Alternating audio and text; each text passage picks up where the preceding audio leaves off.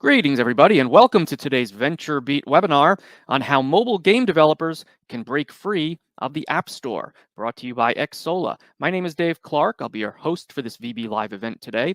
Before we get started, just a few quick notes. This will be an interactive webinar today. All VentureBeat webinars are interactive. So if you have any questions for the speakers, we invite you to type them at any time into the Q&A panel on your screen. Get all of those questions in. We want to hear from you today. And also, if your question happens to be specific to one particular person, if you could, please just let us know who that person is so we can address that question appropriately. You'll also notice on your screen that there is a handouts panel. We have a link there for you. So when you have a chance, take a look. And I think that's everything you need to know for today. So why don't we get started with today's discussion on how mobile game developers can break free of the App Store. And we'll begin by meeting today's speakers. First, we have Taiwan Yoon, Chief Business Officer at Super Evil Megacorp. Yes, you heard that right. Mika Luoshio is Director of Business Development Europe at Xsola. Tugay Alzidis is co-founding CEO at Veloxia Technology. Michael Carter is co-founder and CEO at Playco. And Dean Takahashi is lead writer at GamesBeat. Why don't we meet Taiwan first? Taiwan, tell us a little bit about yourself and the work you do. Hi, my name is Taiwan Yoon. I'm the Chief Business Officer at Super Evil. I essentially handles all the partnerships and new business development for the company, as well as thinking through the what is the next thing that we can do as a company, so-called a corporate strategy. And Super Evil is a company that has built Vainglory, one of the first mobile games out there, and also kickstarted a mobile esports as well. We are working on Karas Black, our next big title, which will be released early sometime this year, and also some of the other really interesting, exciting new project. Great, thanks, Taiwan. Let's move next to Mika. What can you tell us about yourself, Mika?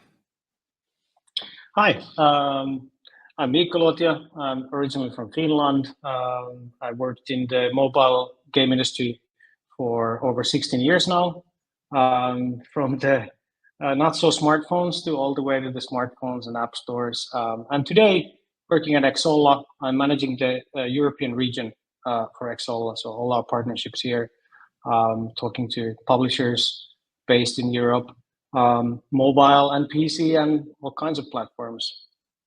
Terrific. Thanks, Mika. Next up is Tugay. Introduce yourself, Tugay. Hi, I'm the co-founding CEO of Veloxia Technology, and since 2019, I'm an entrepreneur in gaming. I oversee a large variety of departments, from strategy, product, and growth to perhaps also design as the CEO. And I'm personally very passionate about building more ways for people to play and connect. As Veloxia, our vision is to become a unicorn in global consumer technologies, and currently we're focusing on delivering industry disruptive products by the integration of behavioral economics into the games. And this year we're also expanding into blockchain-based play-to-earn games. Sounds good. Thanks, Tugay. Next up is Michael. Tell us about yourself, Michael. Hi, excited to be here. My name is Michael Carter. I'm CEO and co-founder at Playco. And our vision is to bring the world closer together through play. We think that we can build gaming experiences that can engage 1 billion people. And it's only a matter of time, and that we're sort of open to exploring any platform, anything sort of that comes after the App Store, that's a place to sort of connect people together, whether it's messengers or the blockchain, the web, really anything where we can engage our audiences globally. Thanks, Michael. And finally, Dean, tell us about yourself and the work you do. Yeah, Dave, thanks. I am the lead writer for GamesBeat at VentureBeat, and I write stories for both VentureBeat and GamesBeat, and I organize the GamesBeat conferences, and our next GamesBeat Summit is coming up on April 26th to April 28th. So happy to be here. Thank you. Happy to have you, Dean. And you're going to be leading us through today's discussion as our moderator. And we're ready to get started now with that discussion. So I'm going to turn things over to you. Take it away. All right. Thank you. So when we last left this subject, a federal judge had ruled that Apple could not prohibit game developers from advertising inside an app when the developers wanted to say that they had lower prices for in-app goods on their websites or other locations. Apple had argued that this was like allowing Sears to advertise lower prices for goods inside a Nordstrom store. But the judge sort of bought Epic's argument and felt that this denied consumers information about lower prices. And so she ruled that it was anti-competitive for Apple to restrict developers from talking about their deals. But this ruling is still on hold during appeals. And app makers still can't embed alternative payment systems inside their apps on the App Store. And they can advertise web links that promote commerce off the App Store. But as I mentioned, the courts have stayed this part of the order until the case is handled on appeal. Apple has also said that they plan to ask for their 30% cut on transactions that take place off the App Store. And then last Thursday, 35 US states and the Justice Department added their arguments on Epic's side. So it looks like Apple hasn't quite won the case just yet. Mika, if you could sort of bring us up to speed on where this leaves mobile game developers, where are we on this subject now? Yeah, look, I think what you summarized is a good summary. I think there's a lot of things happening, and by a lot of things happening, I mean also when you look at individual countries. So what I think is unprecedented is how individual countries like Korea and Netherlands are reacting to the same case, essentially. So we've seen that in Korea, the government and regulatory parties in the government have actually gotten involved to the point where Apple did announce that they're opening it up to third-party payments. Obviously, the details, the numbers, which really mean everything to the developers, like what are the numbers, that's still TBD. Same thing in Netherlands, where Netherlands kind of commerce regulatory agency asked Apple to essentially open up, and Apple presented a proposal for it, and apparently it got turned down. So in the news, I think a little over a week ago, Apple got fined by this same regulatory agency from Netherlands, as they were not happy with essentially whatever they submitted, which we don't know the terms specifically. So that's where we are. And then what you just said about the 35 US states, I think that the snowball has started to roll down the hill at this stage. And I think what that means is it's no longer just a single continent or a single country deciding on what's going on. The conversation has been opened up in multiple countries by multiple companies. I think the conversation is far wider than Apple versus Epic at this stage, which makes it all that more exciting, because when we look at developers, I think everybody's waiting with bated breath the day when actually the app stores, not just Apple but also Google, would allow commerce as freely as developers can choose on the web, for example. So that is like, if you take a look at online games, I think the freedom that you have there, I think in terms of self-distribution and even distributed channels for online games, is an interesting model. When you look at that and you ask yourself, like, well, nobody owns the web, nobody's regulating it, nobody's holding the commissions in it, and companies have independent decision-making on which partners they can use for example, payments and other things, right? So I think the big question is, why not mobile platforms too? So that's where I'm at, like reading that latest situation. Yeah. And if we think about just why did this all happen, Jugai, do you want to take a shot at answering that? Sure. So speaking of a motivation of a tech giant can become very speculative very easily. So I'll try to speak about it from a very business perspective, as data backed as possible. So when you look at the Apple's revenue breakdown for the past 5 to 10 years, their shared, speaking of the all services, is in between 15 and 20%, and only up to 10 to 15% of this corresponding to IAP products.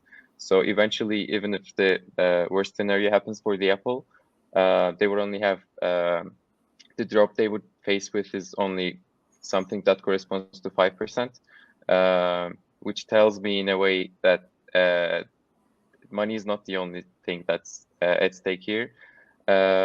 Also, when you get a little further and look at things from a wider perspective, analyzing what happened after the iOS 14 and how Google reacted at it, and Apple search ads having been introduced at a closer time as well, I think it's it should ideally be in a case where Apple and Google relies on their product and its credibility in the user's opinion, so that the developers and customers prefer using this kind of a method for payments. However, what happens is Apple using this power they have and making it nearly impossible for us developers to go through the official ways and have our users have their IAP transactions. So we are eventually having to come up with new ways to break this through. And I feel like the court was also somewhat aware of this. That's why they said, quote, it's not impossible that Epic failed at proving Apple being a monopoly, unquote, where I think they were hinting at a potential revisit after another stakeholder at this revoking the lawsuit. Mm-hmm. Yeah, interesting. So that's kind of a nice big picture for us. And we're going to more specific questions here. I'd like to remind the audience that you can ask your own questions in the text chat, and we'll get to those as we can later on. So you can start entering those questions now if you'd like. And as far as like what are actions that you can take now? I guess, what are you enabling that can let developers break free of the App Store? And Mika, why don't you get us started on that? Yeah, so this is a question I get pretty much on a daily basis. Lately been getting a lot of calls from mobile publishers in Europe and outside of Europe on this very, very particular question, because everybody's watching the news and they basically want to know same thing. What can I do today? When all of this is happening right now. So when we go back a year ago, we look at the platform guidelines where they were like a little over a year ago. They've already evolved quite a bit, actually. There has been additions to some of the platform guidelines that enable essentially developers to, when they have a multi-platform version, they are more explicit that, if you have a web version or a PC version of your mobile game, you own basically the full commerce of that, so that essentially, the mobile platforms don't want to touch that, and that's yours as a developer or publisher. And I think some of those iterations that have happened, I think have enabled a lot of interest that we are getting into, where we see that a lot of publishers are asking for, like, essentially, can I offer better value to my players? How can I own the relationship with my players more directly? Because let's face it, right now, if you're only working through that app stores, you're essentially owning your players through the platform. So how can I have a more direct relationship with my players and my customer base? And how can I manage my players better directly? And I think the interest that we've seen is and the innovation that we're seeing from our partners at Xsolla have been really geared towards, people building their own, whether it's a web shop that kind of replicates essentially the in-game store of a mobile game, and they're selling offers there. We're seeing even Supercell go that way. They have their own Clash of Clans store now, where they're selling those season passes, and they allow players to gift season passes to each other, which was not really possible in the mobile platforms as is. So there, a lot of things that you can't do on the mobile platform. So being able to allow players to interact with each other, gift items freely, to be able to get to offers that include more value to those players, and to be able to almost have a concierge-like service to your best, like let's say MVP players that are most valuable, and offer them value packages that they deserve because of the hours that they put in the game. I think we're seeing a big shift in towards definitely the web. So basically having your own, almost like a in-game e-commerce that transcends multiple titles is something that we've seen a lot of publishers building that, which many of those solutions are already live. And then on top of that, obviously the cross-platform push, where many mobile-first titles are followed up with a PC version or a web version, and it's completely in the line of the whole metaverse kind of thinking, where it doesn't matter which screen you have, your game is available in every single screen, as long as it makes sense in terms of fun gameplay. And I think that's where we are going. Future is screens, not platforms. And when we're talking with the resistance that are coming from, for example, Apple, I think they're resisting the future, which is inevitably it's screens, not platforms. It is customers having choice, developers having choice, and your game being on every single screen possible where it makes sense in terms of fun. Yeah.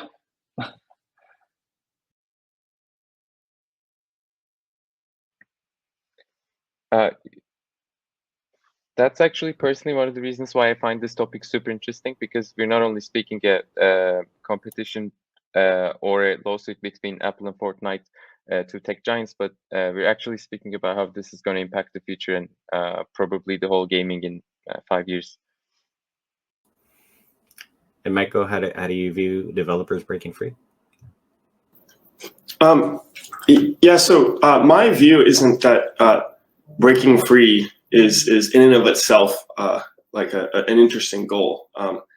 There's always like platforms, and there's always payment mechanisms and gatekeepers. I think I look at it more from the standpoint of what experience can you enable, like what would be really cool. And I think we're seeing the hints of pretty amazing experiences. Like we saw Wordle just like take over the entire internet, because it's like, it lives in a browser. Some emojis are kind of like all you need to show kind of how well you did. You can post it on Twitter, you can sit it in Discord or like Facebook or whatever, right? So that's really interesting, because now we just saw like this cultural phenomena that took over the entire world and just got bought for 7 figures by New York Times, which was a great acquisition for them, by the way. All at once, the whole world stopped and did the same thing, and like that's not possible in the App Store, right? It's just not possible. And so, the question is sort of like, okay, well, we see some examples of what is possible. What are all the things that we're not seeing right now that we should see, that if more people were able to like build higher fidelity experiences like Wordle, or were able to build business models around experiences like that, then what would the world look like? And when I think about like this webinar, I think about Zoom. It's sort of like, okay, a hyperlink just brings us all together. You tap the link and here we all are, right? So it's sort of like, isn't that how things should work? And then we live in a world where kind of we forgot about that. And so I do think that like at its heart, Apple, really, and Google, they both care about the customer experience. So I do have hope that like when there's these compelling use cases that we can see, and there's developers who are pushing for it, that it is sort of long-term aligned with like what those companies would want. I'm obviously disappointed by some of the short-term snafus where, some of these things are potentially seen as a threat, where like interoperability might be seen as a threat. When in fact, like interoperability is, where you just send a hyperlink and everybody can jump in, I think is going to be, sort of always has been and will continue to be one of the most important, sort of features of the web and just of computing in general. So how viable are alternatives, and what makes the most financial sense? Let's bring Taiwan into this discussion here. Well, this getting out of the App Store, like doing commerce outside of the App Store has like, as a developer, it has actually 3 meanings to us. One, obviously, like potentially, like we can get a better margin by not paying 30% tax to Google or Apple. And then, but the more important thing to us is that it actually by having a our own app store or web shop outside of the app store enable us to have a like access to the market that we were previously not able to access. Like the Google and Apple's payment solutions are quite limited, mainly in credit card. And that works us fine in US, Europe, and most of the like first tier countries. But in the bigger emerging growing market like South Asia or the India and so on, the use of credit card is still fairly limited. And then essentially by being constrained in the app store, that actually disable us to access the market that is actually potential market that are out there. And then the importance of those markets are increasing every day. Like everyone talks about the like how like India is growing, how MENA region is growing, and so on and so forth. And then the like Apple and Google's support on those ecosystem is severely lagging. And I agree with Michael when he said that like they care about customer experience for sure.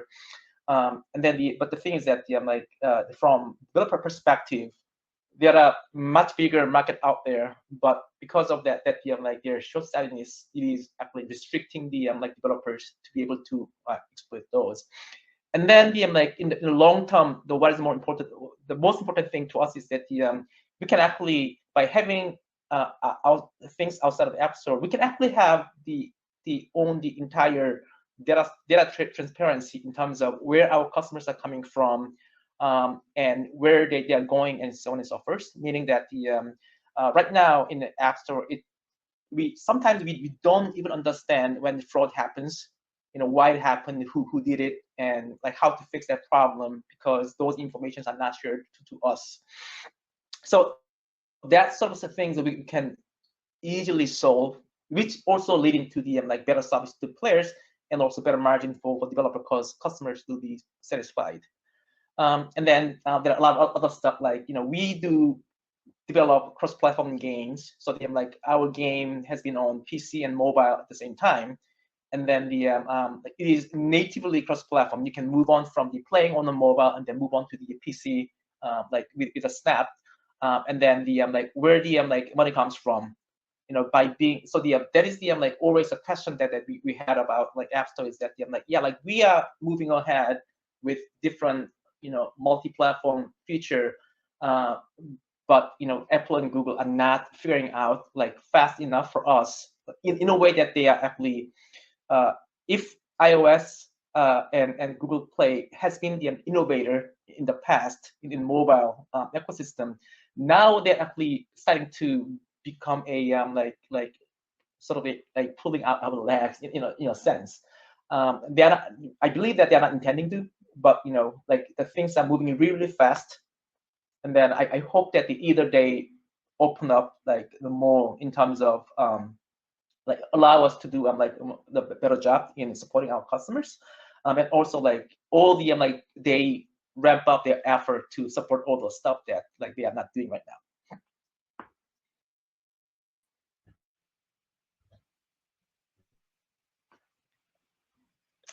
Oh yeah, you're muted, Dean. Sorry, yeah, Mika, did you have something to say too about what makes financial sense for alternatives here? Yeah, absolutely. I mean, Taiwan really hit the nail actually there. I think the delta of the whole conversation about like what are the payment methods that Apple and Google both cover globally.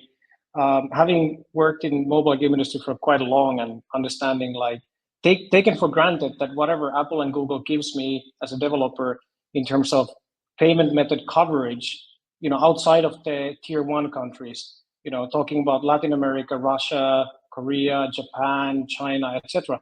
I've always thought that that's as far as you can go, right? But when I 1.5 years ago joined Xsolla, I was talking to our payments team and I asked them like, what is the delta between us versus the mobile platforms, like in terms of the coverage? Because I was impressed by the coverage that we have, like 700 payment methods globally, and essentially what I learned very quickly is that mobile publishers and developers are missing millions of potential paying customers, simply because in certain emerging markets, people don't have access to, international e-wallets, international credit cards. If you look at, for example, Latin America, the coverage that we've built there over the years compared to Apple and Google is about a 40% difference, and what that means is a huge amount of people. And actually, I always remember when I was building my own mobile games, and I was like, why is my lifetime value so low in Brazil, but the DAU is so high? But the truth is, people simply use different methods to pay. They use literally bank installment payments. They use their local bank apps to pay. All these payment methods that are not really accessible at all through these mobile platforms, and actually, for that matter, other gaming platforms like Steam either. So, what I was also asking the question, like, realizing that we are cooperating with many platforms for this particular reason, because the coverage for the mobile app stores, really, especially emerging markets, is really lagging behind. And to be honest, I don't know why. It's like, for me, that's a big mystery. I'd love to ask them directly, like, why is this? They probably have their reasons. But I think obviously the big miss is you're missing hundreds of millions of potential paying customers that are eager to pay and already playing your game, but simply cannot pay. And I think that's something that I find my mission to be pretty cool, because I'm talking to publishers. I was on the other side of the bench, and I'm telling them, dude, like, this is what you're missing out, and they're really psyched out to hear that, and many of them are surprised, to be frank. And I think that is a testament to the fact that a system that has been built when the app stores were created in parity with the smartphones, that system in itself was great, but essentially that system itself is too restrictive to enable free commerce, in a sense where it allows choice for you to build partnerships with payment methods and payment providers that can take you to completely new heights. Because really the platform, so-called platform tax, that's just the tip of the iceberg. Really, the bigger amount of revenue growth you can do is by reaching more customers in these markets that do not support international payment methods that are the usual ones in the Western world. And I think, that's really the big eye opener for me in this last 12 months. So we have a certain set of order for some questions I'm asking here, but I kind of want to get to this one for sure because of the time. I'm looking at the clock now, and so I go out of order. But what do you think about blockchain games and the peer-to-peer decentralization? Like, what role can it play here? And let's start with Tugai on that one. Sure. As a team, we're researching this a lot currently. And when we look at the games that are available in the market, even though the design of the genre of the games we see in the blockchain-backed play-to-earn and NFT games are very suitable for mobile, they are still not implemented properly because of the challenges that we're talking about.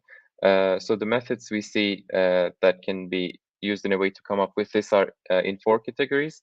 It could be either cloud gaming or as a form of instant games, or hybrid / cross-platform, or through the off-store apps. And they all have lots of ups and downs in 3 different categories. So from the user's perspective, the credibility is much lowered. Therefore, the conversion gets lowered significantly. I don't think anyone would be happy to pay through an APK they downloaded Google, even though the link is actually official, because it's not through Google Play, which everyone's used to. That would be a significant financial impact. And users also probably have the same credibility problem towards downloading the game, so you have a struggle with scaling the app. And there are also lots of technical limitations from another perspective, eventually worsening the experience and limiting the potential of the game's design. And thirdly and lastly, there are lots of dependency problems due to both having to still work with a platform due to not being as individual as you were as an app in App Store, Google Play, and or the internet speed dependencies, which is also another local issue, perhaps. And inevitably not being able to play a game in a genre which you're otherwise so used to play on the go on a mobile device, on an actual mobile device, I think causes lots of problems in the UX game design. So as a team, we're working on coming over these problems and having a mobile first design approach on our future blockchain-backed games. Let's see. Let's get Taiwan as well. What do you think? Blockchain games. Yeah, so as a like multiplayer online game developer, I have been like working on those over the last 27, 28 years, like all sort of MMOs and peer-to-peer games like that. And we always have been in a mode where, hey, I'm like player-to-player transaction of the items in an account, and then the like power gaming, power leveling, gold farmers, and so on and so forth as a sort of the most evil thing in the world. We wanted to crack it down. And what like Web3 games or the blockchain games like us really hard is that I'm like, hey, this is actually a different paradigm where we can actually embrace all of those as a part of the game. And as a developer, we are actually thinking quite a lot about how we can actually embrace all the principles of blockchain into our game development. And that it actually changed quite a lot about like thinking about how we go about doing payment and billing as well. Essentially, like if players are doing transactions among themselves, and then we are just like enabling them actually embrace that as a part of the our like money making or the monetization system. What happens is that the all those transactions are happening over like blockchains, not on the like fiat currency. And I think that one of the reasons why app stores are kind of like right now prohibiting that is that they don't know how to handle that, like how to impose 30% tax on cryptocurrency. And then right now, like we have to think about like as to get like really well like described how to go around now, like designing. We have to like separate like a separate app for App Store, and then like have a completely different like wallets and different like the cryptocurrency transaction part as separate. And then that would be like seems to be the like the only way we can do it right now. And that there is the like huge like huge bad for user experience. So like so this is we believe that something that we will be investing in the like game industry overall, and then it is a like really interesting feature, even though there are so many that need to be solved, and then being the early stage of development, that a lot of the like weird like fake or fraud going on in Web3 gaming as well. But I think that this is the like the big picture that we are going after, and that it will be like thriving. And I think that the really interesting project that in this space. Thank you. As well. And Mika, you want to weigh in as well on blockchain games? Yeah, I think blockchain and both NFT is a very interesting aspect. I mean, when you're looking at the mobile platforms, for example, like how many of these mobile platforms actually accept any blockchain currency for payments? How many of them legitimately enable digital, items like NFTs off the bat? And the truth to be told, at this stage, when you're looking at not just mobile platforms, but like many platforms in general, they're starting to feel more and more like that grandpa that's overstayed a Christmas visit. And basically, you're just trying to tell them like what's going to happen this week, and trying to get them to your schedule. It really means that there's a certain delay to them responding to the market. And I think at this point, the market is so much faster than it was, I don't know, 5 years ago, 10 years ago. it is moving at a pace that many of these platforms, with the sheer size of their teams that are all maintaining this and their roadmap, is simply having a hard time keeping up with different blockchain currencies and all of that to enable commerce through those in terms of transactions in general. So I think when I look at NFTs and blockchain, I think that's definitely a cat on the table. That's a perfect example why commerce needs to be enabled and liberated to be owned fully by the developers and publishers, and less owned by the platform gatekeepers. As Michael, you said gatekeeper. I like that word gatekeepers because there's always going to be some. But I think the question is, I think the keys need to be handed over to the publisher and developer, at least to have the option to choose who is the gatekeeper and weigh in the values. So basically, I think that's these two, especially NFTs and blockchain, is for mobile games in particular, to get really into that game and enable your game to work with that. You really have to strategize to go beyond those platforms right now, because essentially that technically isn't there. The support isn't there, and even some of their guidelines don't allow that. So you really need to build a cross-platform product if you want to go into that space, more or less. And correct me if I'm wrong, guys. Like maybe you know more. But let's see. Let's switch over to instant games. And Michael, do you want to pick up speed more on instant games as an alternative, I guess?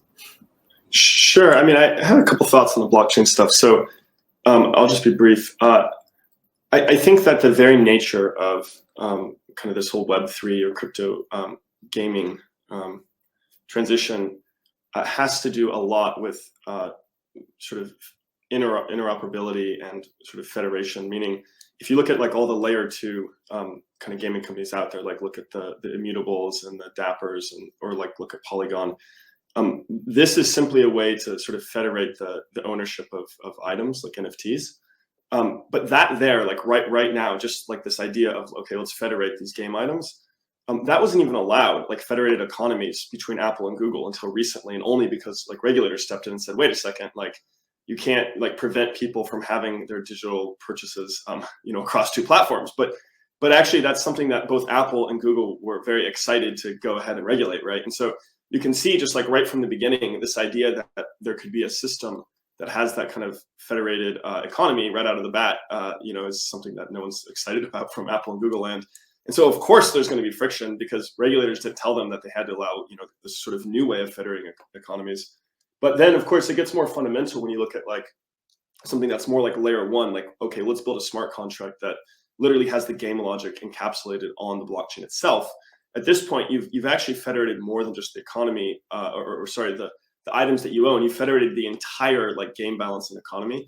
And this is something that I think is really out there from the perspective of Apple and Google. Like, I don't think they even know how to think about this. I don't think they have an opinion on it yet.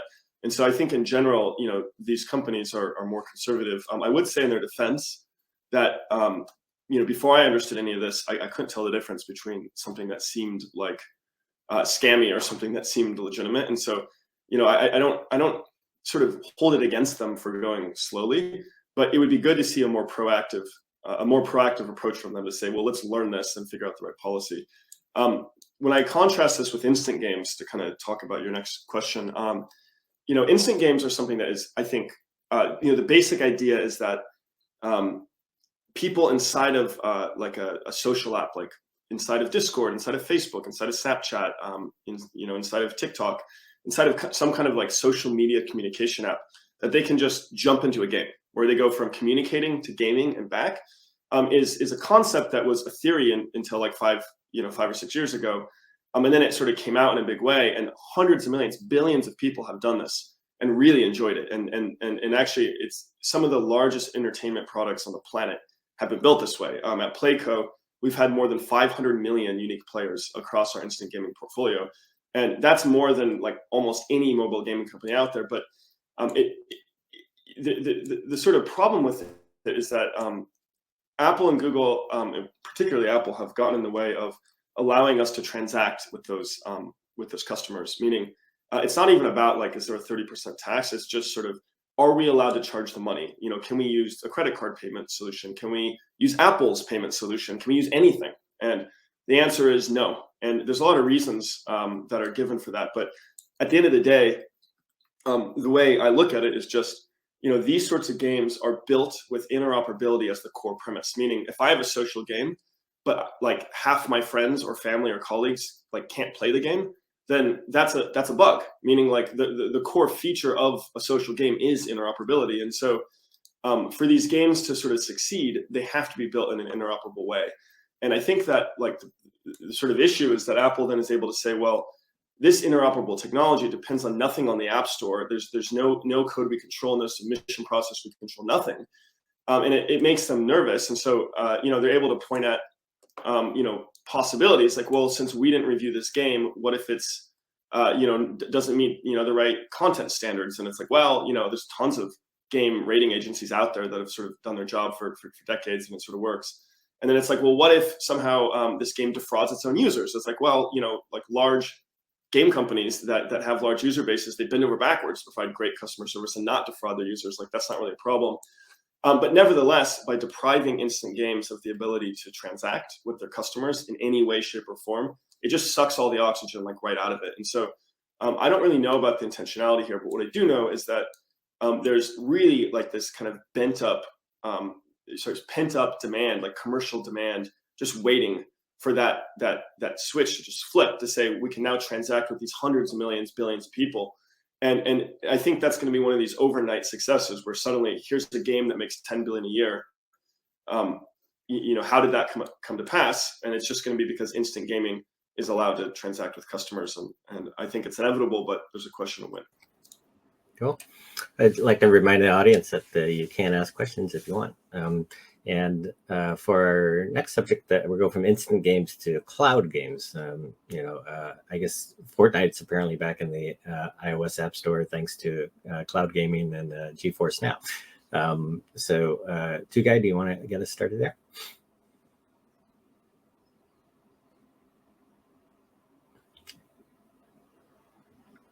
Sure.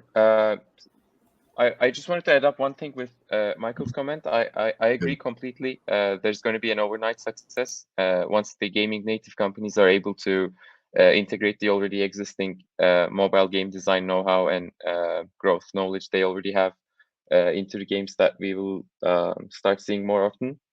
I think the major players in the industry are going to significantly change, which is probably one of the things that justifies the very high valuation multiples that exist right now, because I think most of the investors are also aware of this, that this shift is just about to happen. Good. And your thoughts on cloud gaming as well, too? Yeah, so I was researching and trying out specifically for those for the mobile title we're developing right now. And I think still currently it does not have an entire world kind of a coverage because of the technical challenges. And once they have been solved, I think this is going to be probably one of the major ways that we can break through the App Store. And that's probably the time we will be speaking to people like Miko way more often. Yeah. And I guess another alternative in a way is subscription services as well. And maybe Taiwan, do you want to lead a discussion there? Yeah, so the subscription services has been like coming out over the last few years, and then I think that it is more and more like viable over time. Even Apple themselves has an Apple Arcade as a service, even though it's part of the like App Store. Essentially, that the revenues of the game developers that depend upon the like subscription fees that you're getting from the like companies like Apple, or like in case of the like Xbox of Game Pass, and then the finally like Netflix, I think that is coming in a big way in gaming, and then now you see that the like all the game icons in the like Netflix app, and then that part of it is I think that the Netflix trying to become a a like subscription-based game ecosystem in connection with their film businesses, and then but in that way they can have become the powerhouse of both gaming and like movie and films, which will be a really ambitious goal. But I think that the like as a game developer, it is also sort of like going back to the like era of premium games before the like free to play has become prevalent, and then like in that way, I really like the way it is happening, because we can design game design the like free to play in one way, but also the like not having to think about the microtransaction all the time and focus on the engagement is also a great way to build a interesting different type of games that are currently not that popular in their ecosystem. So in both as a business model as well as the different diversity of like type of game you will see in game, I think that the subscription services is a really good thing that is happening to the ecosystem. And finally, I do think that it is also tied to the cloud gaming as well. So the like how the like monetization model of cloud gaming going in the future, obviously one of them would be a subscription, while the other way will probably be the cloud gaming itself becoming a ecosystem of its own. So the maybe the cloud gaming services could be replacing all the supplementing the like iOS or Google Play in the future, and that I think that feature will be really interesting. And away from like App Store as well.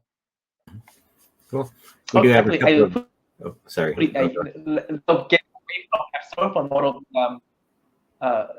less of getting away from App Store, but more of the like diversifying your like the customer like front. Thank you. We have a couple of audience questions that have come in. And one is starting with a comment: there aren't enough gaming native blockchain gaming companies in the market right now. Once the regulations are solved, this will change. What do you think will be the secret sauce behind the success, especially for blockchain games? And I'd note that yesterday, Netmarble said that 70% of their new games are going to be blockchain games. But go ahead, Michael. Oh, thanks. Yeah, so I think the most important thing that a lot of folks get wrong when there's a new platform is thinking that all the rules of the previous platform are sort of what like generates the success of the new platform. And the most important thing for like a gaming native company successful is to really understand what is special about the blockchain. How can it be that having an economy that is sort of totally transparent, aligning incentives across a whole range of sort of contributors, whether they're game players or partners or whatever, getting that right is tough. And actually, like it's much more likely, I think, that it's going to be like small and iterative wins that get a gaming native company to the position of being able to have like the big blowout success. I don't think it's like Warcraft now NFT, like that's. It's going to be that a small existing kind of gaming native company is able to sort of learn about the market, put out successive wins, publish white papers, build up a following, and then do things that are bigger and bigger and bigger. But I think the time is now. I think it's mature enough, and it's in every like gaming native company's interest to go make the bet right now. Interesting. There's another question for you, Michael. Are there any emergent instant platforms that you're particularly excited about? That's from Dave Rural. So to be honest, the most exciting emergent instant platforms recently that I'm excited about actually is I know this is sort of a perhaps controversial, perhaps not controversial answer, depending on your perspective, but it's just the web. And like Wordle is such a great example where like when you build just a web first game and you integrate it in kind of a highly shareable way, where it's just some emojis that tell you kind of if it worked or didn't work, so what your score was in a way that your friends understand, then it sort of, in a way, kind of like commoditizes all these distribution platforms. It's like, oh, I could go put that on Twitter. I can put that in Discord. I can put that on Facebook. I can send that on iMessage.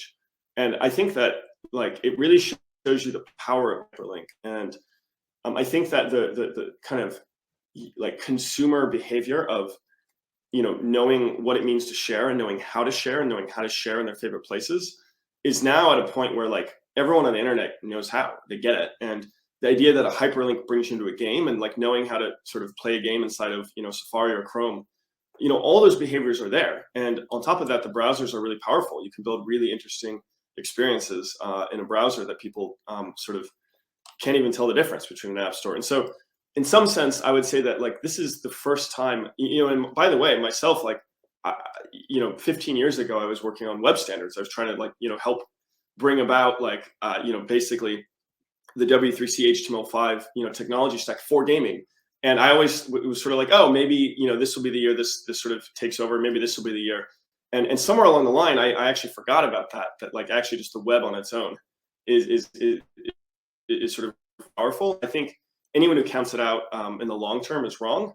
But at the same time, anyone who tries to like time it in the short term, it's like trying to like, you know, like short some part of the market, or so it's just very hard to time, right? So I think just if you make a long-term bet on it, like you'll be good. And I'm really excited about it because it feels like there's examples of this working in a big way. Interesting. So I think this might be our last question, depending on how long everybody talks about it. But where's the gap in the consumer experience? Like, what is not happening that we need to happen? And is it because of a barrier of some kind? Mika, do you want to get started on that?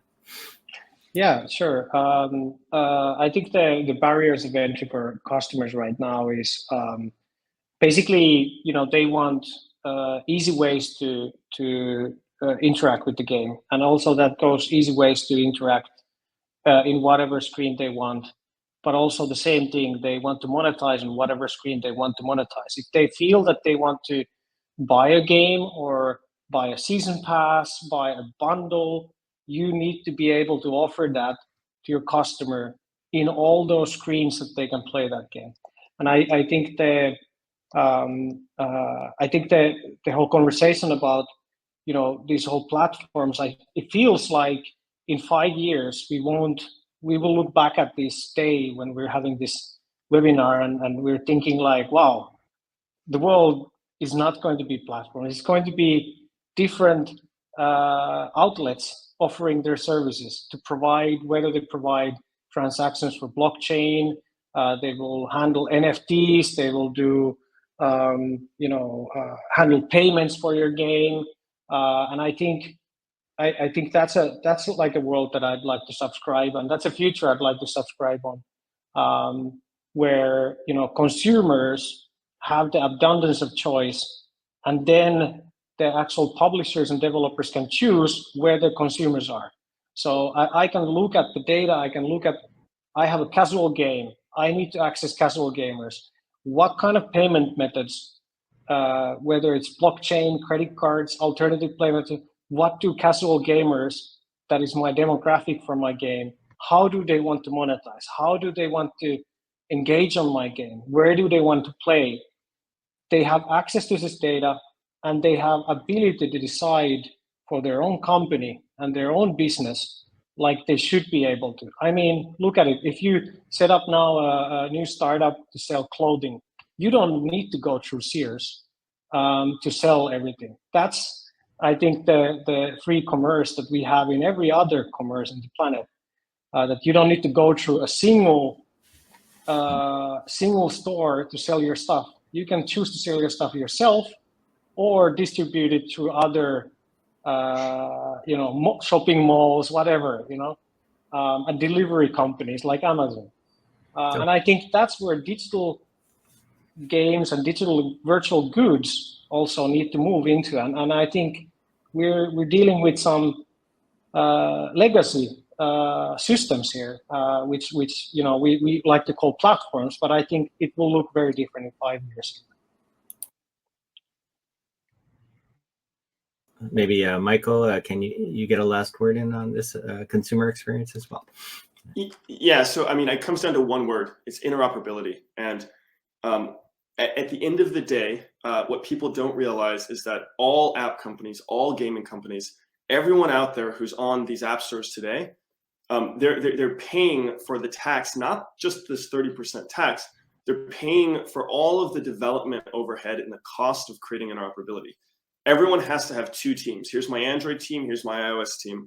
Everyone has to think through the separate rules in the different jurisdictions and follow through Apple's procedures and separately follow through Google's procedures.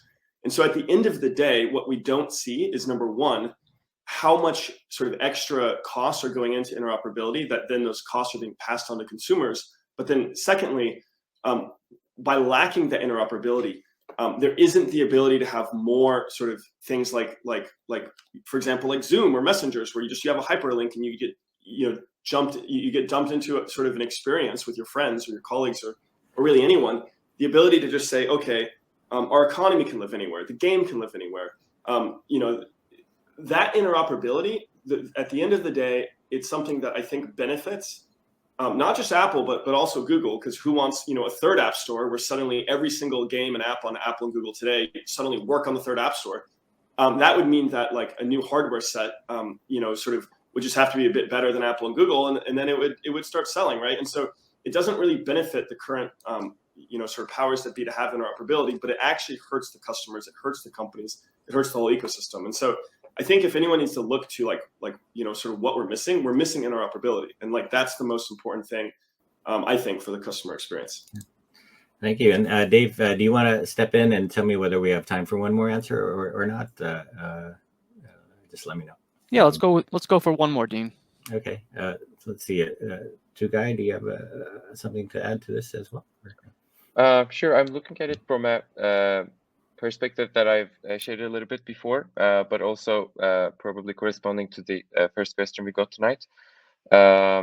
I feel like when the problems that are already being solved in the mobile social casual gaming are introduced, we're going to be able to build a proper socio-economical system that works from a metaverse perspective, so that we don't only have different screens that have the same game and all the content is shareable, completely interactive, but also we're going to have more purpose to literally have it all around with us. But definitely this is currently a blockage within the mobile devices. And I feel like we're going to be trying to access metaverse through our mobile devices for at least 5 more years. As this is what I can personally expect by looking at the certain product release dates in the VR, AR, and XR. I feel like the solutions we're speaking of are going to have much more share over the time, and they won't only remain as ways to break through, but rather ways that are typically used instead of Google Play and App Store in short, sooner than we expect, perhaps. Cool. Very good. I'll turn it over to Dave for our closing then. Thank you. And thank you, Dean. And in fact, a big thanks to all of you for all of your insights today. Taiwan, Mika, Guy, Michael, and our moderator, Dean. Thanks also to Xsola for making today's event possible. Just a few final notes. First of all, I want you to know that we did record today's webinar. So if you missed anything or if you'd like to view it again, you'll be able to do that. We'll send that link to your email shortly. Also, in just a moment, a very brief survey will pop up on your screen. You can rate today's webinar on a 5-star scale and also provide us with comments and other feedback, and we'd love to see all of that. So let us know what you thought about the webinar today. And finally, a reminder that today's webinar is copyright 2022 by VentureBeat. The presentation materials are owned by or copyrighted by VentureBeat, which is responsible for their content, and the individual speakers are solely responsible for their content and their opinions. Thank you so much for joining us today. That does conclude today's VB Live webinar. Have a great day.